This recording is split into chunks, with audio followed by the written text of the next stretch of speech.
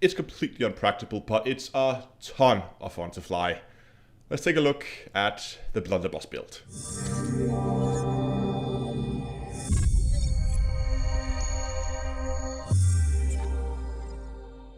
The D2A merch store is open. There are t-shirts, sweaters, hoodies, mugs and tote bags with many cool designs. Head down to the link in the video description and get yourself your merchandise today.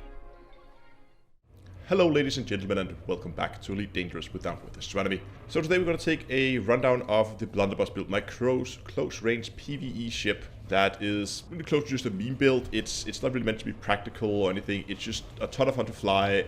I promised you guys to make a quick rundown of it so you can see how I set it up and why I've chosen the modules that I have. Okay, so here we are in the outfitting, and I actually want to start with the optional internals this time. I should say before we dive into it that I have not spent the same amount of time min-maxing everything and doing tons of different tests and stuff as I normally do, because this is just a meme build. It's just something I built for fun. So there's a lot of places where you can change things around. But I'm going to run down the way I've set it up. The idea behind the build, of course, is get up close and personal, kill things as fast as possible. So we don't need a whole lot of tank. I've gone with a hull tank here. You could just as well have gone with a shield tank. Some of you guys mentioned that in the last video. Why haven't you shield tanked it? You could. I have a class 6 Spyweave, which has thermal resistance, fast charge. Again, we're going for a low hit point, high resists, fast regen thing, so we just get enough shield to hopefully survive the fight. If we don't, well, then we can move over and use the hull instead. For the hull reinforcements, all of the hull reinforcements you can see here that I engineered are all heavy duty deep plating, so nothing special there. Module reinforcement, obviously not engineered, and you can see the combination here. All of them is hull reinforcement, except one class 4, which is a module reinforcement, a class 2, which is also a module reinforcement, actually 2 of them. And in the class 1, I have an auto field maintenance unit. Again, for the internals, you're free to do whatever. I'm gonna, towards the end of the video, talk about ways that I've been considering continue the work on this build to take it in kind of a new direction that I think could be quite interesting if we can make it work, but I'm gonna come back to that. But for now, this is just the internals that I've gone with. To be honest, I've never really used the field maintenance unit, so you might just fit something else if you want to. But again, optionals here, pretty much free to do whatever you feel like. I'm also going to run over the core very quickly because again, the weapon is really where the meat of this is. So again, we have an armor here, reactive surface armor. We have it with heavy duty and reflective plating to kind of even out our resistances a little bit. Because we are mainly an armor tank, I have gone with the power plant for an armored power plant with thermal spread. Armored, of course, gives us more hit point in the power plant, so it doesn't get shot out as quickly. And it also increases our heat capacity while lowering our heat efficiency. So overall, a pretty good upgrade if you can make it, give it enough power. And as you can see, we can in this case. So armored is a good option here. Thrusters, of course, we need to be able to stay behind people, so we have some fairly maneuverable thrusters here with dirty drive drag drives, pretty standard. Frame shift drive also very standard with increased range mass manager. Moving on to life support, I've gone that for lightweight. Yeah, sure, it does decrease the integrity, but we should have enough time in case we lose our canopy to either, well, just continue flying or get back to a station. And to be honest, 7.5 minutes, well, the ammo will only last you slightly longer before this thing runs out of ammo anyway, so I think that's okay. For the power distributor, I've gone with a pretty standard charge enhanced power distributor with super conduit for fast capacitor recharge. And because we are getting really close range, the sensors, again, we don't really care that much for range. So here I have gone with a D-rated sensors and lightweight. Very quickly, the utility slots. I have 4 0A shield boosters, and all of them have resistance augmented force block. Again, same idea here, just pump up the resistance so we get the shield recharge as fast as possible and get as many effective hit points recharging as possible when we're not in a fight. But let's move on to the meat of this build, and that is the hard points. So for the weapons, I have gone with 3 Citrus Scramblers. These are a power play variant of a burst laser, so they only come in the small fixed variant. It's the only variant available. These are designed to be close-up burst lasers that do tons of damage to shield and nothing to armor. And we can see that by the built-in jitter that these have. We can see down here towards the bottom, they have a 0.7 degrees jitter. That means when you're firing, they will like all over the place, just like if someone were firing chaff. Not as aggressive, but kind of same effect.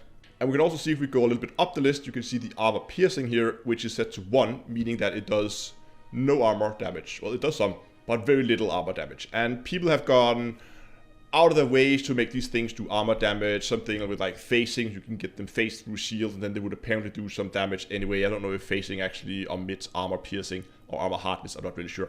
But the point with these is they do a ton of damage to shields, and if you're close range and you can get them to actually hit due to the jitter, well, you can definitely take down shields in no time at all. For the modifications on these, I have gone with short range and oversized. Now, short range, as I said, they're already very short range. These have a maximum range, unengineered maximum range of 1 kilometer and a fall off of 600 meters. That means after 600 meters, the damage begins to fall off linearly out from 600 out to 1 kilometer. So pretty much as soon as you go out to just, what's the halfway, that's 800. So as soon as you go from 600 to 800, you've already halved your damage. So as you can see, the damage drops off very, very quickly on these weapons. So you really need to stay within 600 meters if you want to make them work unengineered. We can see down here all the way at the bottom, we have the damage fall off still at 600 meters, but about halfway up the list, we can see we have the maximum range of 500 meters. That means we are doing our full damage out to the 500 meters. The lasers won't reach any further now because we halved our maximum range without affecting our fall off. This means before, we would realistically, if we want to get the full potential out of our weapons, we would have to stay within 600 meters. Now we have to stay within 500 meters. So we are going with, by going with short range, we lose about, you could go a little bit over 600 on it yet. So I guess we lose about 150 to 200 meters of effective combat range.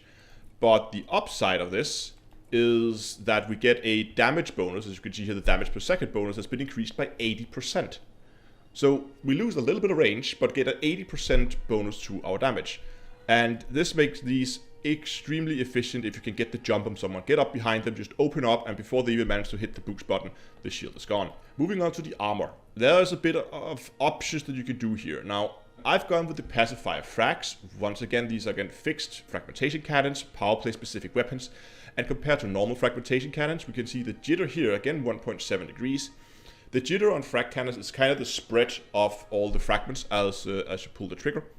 And these weapons has a much tighter spread, meaning that you actually get slightly more range out of them. You could, I guess, fight all the way almost out to like a kilometer with these without too much damage fall off due to just the fragments not hitting. There's also normal damage fall off out at 2.8 kilometers, but you don't really have to worry about that because at that range, so few of your fragments will hit that you're not really getting a lot of damage anyway. But for the fragmentation cannons, the modifications I have gone for here is double shot screening shell.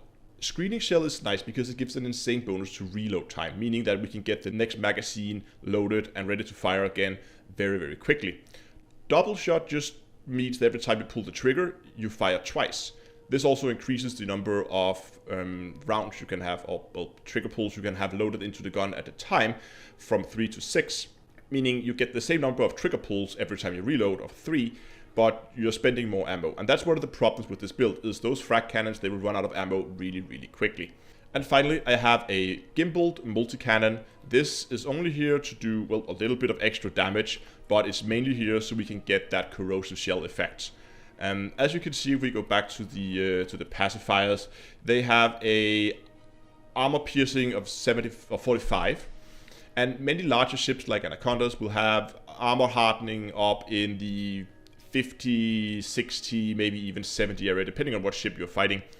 So that means you are getting a damage reduction because you don't have enough piercing to go through the armor.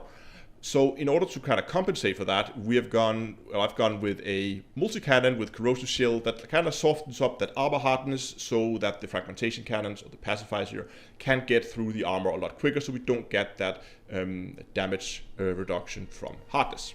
I have a link in the description to the way the build is right now, but I also quickly want to talk about where I'm planning to take this build next, because I don't think this is going to be the final version. Because after I've been flying around with this for a while, I mean, this build focuses on killing large ships very, very quickly. And, well, large ships have a tendency to drop a lot of engineering materials. And when we've killed them, we're pretty much sitting right on top of them. So I figured this could potentially be quite a good ship for an alternative method of collecting engineering materials. If you're tired of running loops at Dav's Hope all day, Well, you could potentially take a ship like this out, refit it slightly, and you could make this work as a material collector. There's a few things that need to change if we want to do that. First of all, I would probably get away with the armor tank and switch over solely to a shield tank. I would still go with a high resistance fast recharge one because we are spending very little time in combat. Because our combats are often less than 30 seconds every time before we then scoop up materials, begin to look for the next target. That means that I think 80 or 90% of our time we're spending out of combat, giving us plenty of time to recharge our shield. So we benefit a lot from the bioweaves in this situation. So therefore I would probably go with a keeping the bioweave as it is, maybe put a shield cell bank in there just for emergencies, some guardian shield reinforcement packs, and then free up some of the lower slots down here for a collector limpets and some cargo to actually store some limpets, so we can have those limpets pick up the engineering materials for us. If we do this, of course, we would most likely consume more power, because obviously the armor doesn't really consume any power, but all those shield modules will, and we're already tight on power, probably meaning that I would have to change the modification on the power plant from armor to overcharged, which is okay now that we have our shields instead, and we're not going to be fighting engineered NPCs, they're going to be unengineered ships, so that should be just fine. We shouldn't have any bleed through damage to actually hit the power plant, so the shield should keep us safe. And I might also switch out the armor here for something lighter, but now that it's there and it's engineered, I might keep it as well. We're not that worried with the mass. It is already a very efficient build. Other than that, then I think I might keep the rest the same as it is right now. But the main problem that I think they would have to solve is the lack of ammo. And there's something I haven't really been looking into just yet. And that's something that I might do in the future. And that is to try and see if we can find either another solution than the frag cannons here, or change up the engineering, probably get rid of the double shot. I probably want to keep the screening shell, I'm not really sure, but do something else here with the frag cannons to kind of get more damage with us. Basically the calculation we have to do is to see, with all the ammo we can carry, how much damage can we potentially do with all that ammo. And then kind of balance that with, we don't want to take too much time taking down the enemy ship. We still want to be able to take them down quickly. So there's some balancing that needs to be done there. But that is definitely a problem that has to be solved, because as it is right now, after 10-15 minutes of gameplay, this thing is out of ammo. And that's just no good if you're actually going out collecting engineering materials. In that case, you probably want to stay out for, I would say, at least half an hour to an hour at a time. I can live with that. I have to go back every half hour to an hour. Or maybe in this even synthesize. If I have to synthesize every 10 minutes, I'm going to run out of materials quickly, but I only have to synthesize every, let's say, half hour or 45 minutes, then, well, I can stay out there for a lot longer. I'm not consuming materials that fast. So there will have to be some updates being done on the pacifiers if I'm going to make a build like that. If you are interested in trying to see how this would work if we take the build in that direction, then let me know in the comment section down below, and I might do a live stream at some point where we talk this over and try to see what we can do and try to change up the build a little bit together with you guys. Last thing before we end, please go down and check out the merch store in the description below. You can get yourself a cool t-shirt like this one. Thanks for watching. I really hope you enjoyed the video. Give it a like if you did, subscribe to the channel, and until next time, I'll see you guys in space.